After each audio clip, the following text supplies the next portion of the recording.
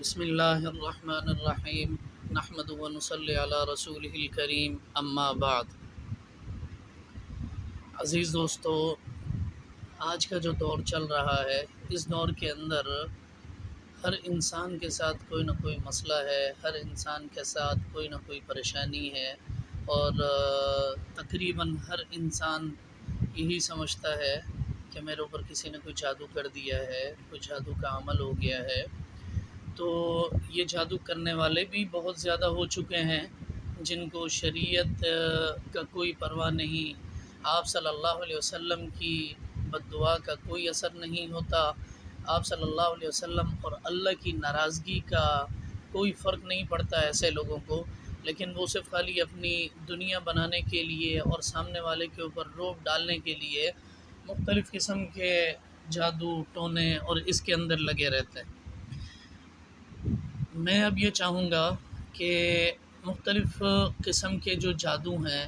اس کی تھوڑی سی وضاحت کروں، اور پھر انشاءاللہ کوشش میری یہ ہوگی کہ جادو سے حفاظت کے لیے اور جادو سے بچاؤ کے کیا طریقہ کار ہیں کہ جن کے کرنے سے انسان جادو سے بچ سکتا ہے، جادو سے اس کی حفاظت ہو سکتی ہے۔ قرآن و سنت کی روشنی کے اندر جادو سے کس طریقے سے بچا جا سکتا ہے، یہ ایک ترتیب ہوگی، ایک ویڈیو میں نہیں ہوگا بلکہ مختلف اسباق ہوں گے۔ کوشش میری یہ ہوگی کہ روزانہ کی بنیاد پر ایک چھوٹی سی ویڈیو بنا کر آپ لوگوں کے سامنے پیش کی جائے، تاکہ آپ لوگ یہ کریں اور اللہ رب العزت آپ تمام لوگوں کو جادو سے اور سحر سے اپنی حفاظت میں رکھے۔ جادو کے معاملے میں امام رازی رحمۃ اللہ علیہ نے جادو کی 8 قسمیں لکھی ہیں۔ یہ 8 اقسام ہیں جادو کی جو موجود رہتی ہیں۔ پہلی قسم تو یہ ہے کہ ایک جادو ایسا ہوتا ہے کہ جو ستارہ پرست، جو ستاروں کی پوجا کرتے ہیں، مختلف اوقات میں مختلف ستارے ہیں، گردش کرتے ہیں، اگر یہ ستارہ آ جائے تو یہ الفاظ پڑھے جائیں، اگر یہ ستارہ آ جائے تو یہ الفاظ پڑھے جائیں، تو یہ ایک جادو کی ایک قسم ہے ستارے کی، ستاروں سے وہ لوگ اعانت طلب کرتے ہیں۔ پھر ایک قسم جادو کی یہ ہوتی ہے کہ جس سے اس کی نفس کی جو قوت ہے وہ کمزور ہو جاتی ہے، اور جب نفس کی قوت جب کمزور ہوتی ہے تو پھر انسان کے اندر وہم اور خیالات بہت زیادہ ہو جاتے ہیں۔ وہ سمجھتا ہے کہ میرے اوپر عجیب عجیب قسم کے خیالات آتے ہیں، میرے ذہن میں عجیب عجیب قسم کے خیالات آتے ہیں، گویا کہ اس کی نفس کی قوت کمزور ہوتی ہے، جس کی وجہ سے اس کے اوپر بہت سارے خیالات آنا شروع ہو جاتے ہیں۔ اگر اس کی قوت نفس مضبوط ہے تو وہ شریعت کے مطابق چلتا ہے، یہ فضول رسومات پر عمل نہیں کرتا، فضول قسم کے عمل نہیں کرتا، لہٰذا جادو کی ایک یہ بھی قسم ہے کہ اس کی قوت کو کمزور کر دیا جاتا ہے۔ پھر جادو کی ایک قسم یہ ہوتی ہے کہ انسان جنات سے اور شیاطین سے اعانت طلب کرتا ہے، ان سے مدد لیتا ہے، اور اس کے بہت سارے منترات ہوتے ہیں، جنتر ہوتے ہیں، تنتر ہوتے ہیں، ہر قسم کے یہ ایک منتروں کی ایک قسم ہے کہ وہ اس طریقے کے منترات پڑھتے رہتے ہیں، اس کے جاپ کرتے ہیں، اس کے چلے کرتے ہیں، اور پھر شیاطین ان کے ساتھ ہوتے ہیں، اور شیاطین اور جنات ان کے ساتھ ہو کر پھر وہ لوگوں کو تکلیف بھی دیتے ہیں، پھر بہت سارے لوگ ان کے پاس جاتے ہیں، اور پھر گھریلو لڑائیاں بھی ہوتی ہیں، پھر جھگڑے بھی ہوتے ہیں۔ یہ ایک قسم ہے۔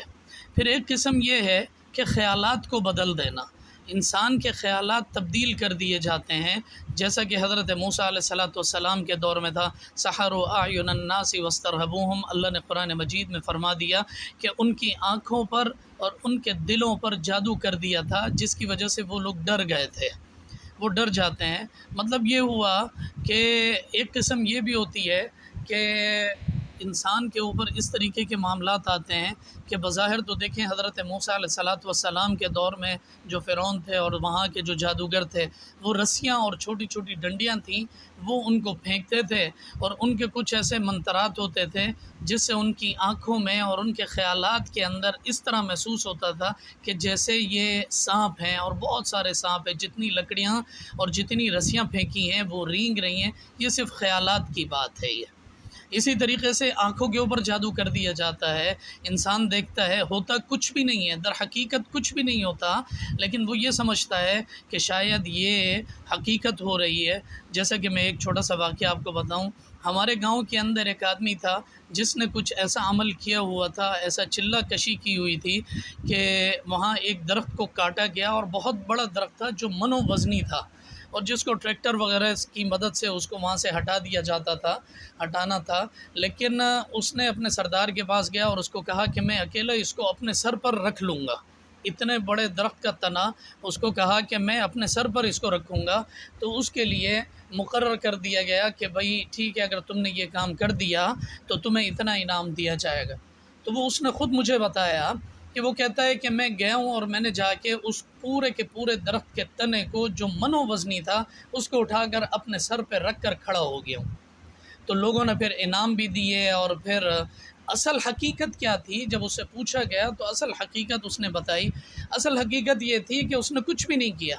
وہ گیا اس درخت کے تنے کے اوپر کھڑا ہو گیا اور اپنے ہاتھ اوپر کر لیے، اور ایسا منتر ہوا، ایسا منتر اس نے پڑھا کہ لوگوں کی آنکھوں میں اور لوگوں کے خیالات میں ایسا لگنے لگا کہ اس نے پورا کا پورے درخت کا تنا اپنے سر پر اٹھا لیا ہے، اپنے سر کے اوپر، اپنے ہاتھوں سے اپنے سر کے اوپر رکھا ہوا ہے وہ تنا۔ حقیقت کچھ بھی نہیں تھا، حقیقت اس کے برعکس تھی، حقیقت اس کے الٹ تھی